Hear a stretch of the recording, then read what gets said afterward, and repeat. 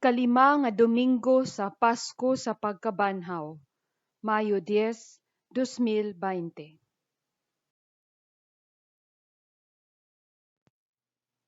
Pagbasa gikan sa mga buhat sa mga apostoles.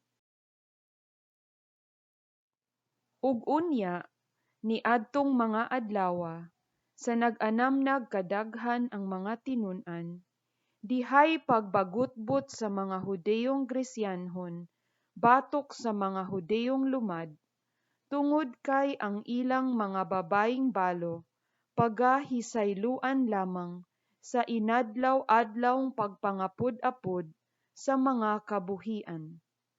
Tungod niini, ang napulog duha nagpatigom sa katilingban sa mga tinun-an ug miingon kanila, "Dili angay nga biyaan namo ang pagwali sa pulong sa Dios aron kami maoy mangunay sa pagpangapud-apud sa mga pagkaon. Busa, mga igsoon, pagpili kamog 7 ka tawo diha kaninyo nga inyong hingmatud-an nga maayo nga puno sa Espiritu ug sa kinaadman nga atong ipahimutang niining buluhatona. Ug kami magapadayon sa pag-atiman sa pag-ampo ug sa pag-alagad labot sa pulong." Ug kining sultiha nakapahimuot sa tibuok katilingban, ug ilang gipili sila si Esteban, usa ka tawo nga puno sa pagtuo ug sa Espiritu Santo, ug si Felipe, si Procor, si Nicanor, si Timon, si Parmenas, ug si Nicolas, nga usa ka kinabig nga taga Antioquia. Ug sila gipaatubang sa mga apostoles, ug human makaampo kini, gipandungan sila nila sa ilang mga kamot. Ug mikaylap ang pulong sa Dios. Ug ang gidaghanon sa mga tinun-an sa Jerusalem mitubo sa hilabihan gayod, ug daghan kaayo sa mga saserdote ang nanagpasakop sa tinuohan. Ang pulong sa Ginoo. Ginoo, ang imong kaluoy maania unta kanamo sa among pagbutang sa among pagsalig diha kanimo.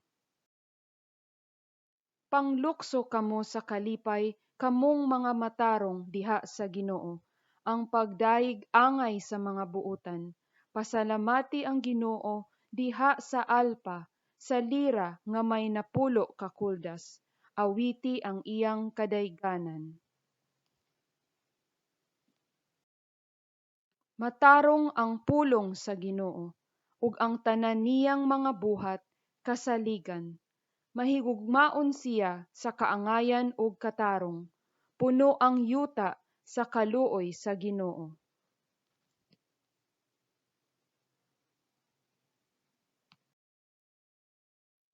Tan-awa nga ang mga mata sa Ginoo ania kanila nga mahadlokon kaniya. Kanila nga nagalaom sa iyang kaluoy, aron pagluwas kanila sa kamatayon ug pag-amping kanila bisan sa panahon sa tinggutom.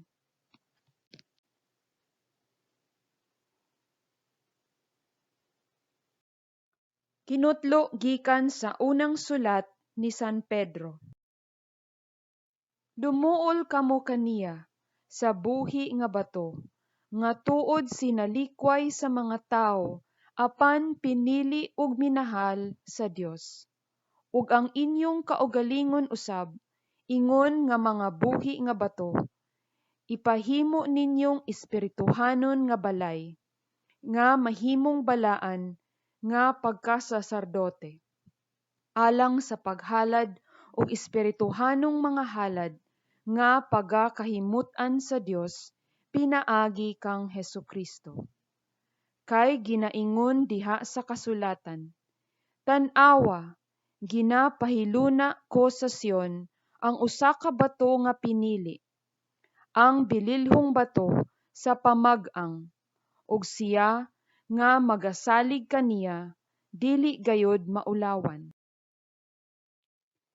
Busa, alang kaninyo nga mga nanagsalig, siya bililhon, apan alang kanila nga wala managsalig, ang maong bato nga sa mga magtutukod gisalikway nahimong uluhan sa pamag-ang, ug usa ka bato nga sa mga tawo kapangdulan, usa ka dakong bato nga makaingon sa ilang kapukan. Apan kamo maoy usa ka kaliwatan nga pinili, ang kahugpungan sa mga harianong saserdote, ang nasod nga balaan, ang katawhan nga iyang kaugalingon sa Dios, aron kamo magamantala sa kahibulungang mga buhat niya nga nagtawag kaninyo gikan sa kangitngit ngadto sa iyang katingalahang kahayag. Ang pulong sa Ginoo. Hinutlo gikan sa Ebanghelyo sumala ni San Juan. Kinahanglan dili magkaguol ang inyong kasing-kasing. Sumalig kamo sa Dios, ug sumalig usab kamo kanako. Sa balay sa akong amahan, anaay daghang puy-anan. Kun dili pa, muingon ba unta ako kaninyo, nga moadto ako, aron sa pag-andam og luna alang kaninyo? Ug sa mahiadto na ako, ug makaandam na akog luna alang kaninyo, moanhi ako pag-usab, ug pagadawaton ko kamo nganhi uban kanako, aron nga diin gani ako atua usab kamo, ug kamo nakatultol na sa dalan sa akong pagaadtuan. Si Tomas miingon kaniya, Ginoo, wala kami mahibalo kung asa ikaw paingon. Busa, unsaon man namo sa pagkatultol sa dalan? Si Jesus mitubag kaniya, Ako mao ang dalan, ug ang kamatuoran, ug ang kinabuhi. Walay bisan kinsa nga makaadto sa Amahan gawas kun pinaagi kanako. Kun nakaila pa kamo kanako, makaila usab unta kamo sa akong Amahan. Sukad karon, nakaila na kamo kaniya, ug nakakita na kaniya. Ug si Felipe miingon kaniya, Ginoo, ipakita kanamo ang Amahan, ug igo na kana kanamo. Si Jesus mitubag kaniya, Kadugay ko ng pagkig-uban kaninyo, ug wala ka pa di ay makaila kanako, Felipe? Ang nakakita kanako, nakakita sa Amahan. Naunsa bang miingon man ikaw, ipakita kanamo ang Amahan? Wala ka ba di ay magtuo nga ako anaa sa Amahan, ug nga ang Amahan ania kanako? Ang mga pulong nga akong gisulti kaninyo, wala ko isulti kini sa kinaugalingon kong pagbulutan. Hinunoa, ang Amahan nga nagapuyo sa sulod nako, siya mao ang nagahimo sa iyang mga buhat. Tuohi ako ninyo, nga ako anaa sa Amahan, ug nga ang Amahan ania kanako. O kun dili man, tuohi ako ninyo tungod sa muong mga buhat. Sa pagkatinuod, magaingon ako kaninyo, nga ang mosalig kanako, magahimo usab sa mga buhat nga akong ginabuhat. Ug labi pa gani kadaghong mga buhat kay niini ang iyang pagabuhaton, kay moadto man ako sa Amahan. Ang Ebanghelyo sa Ginoo.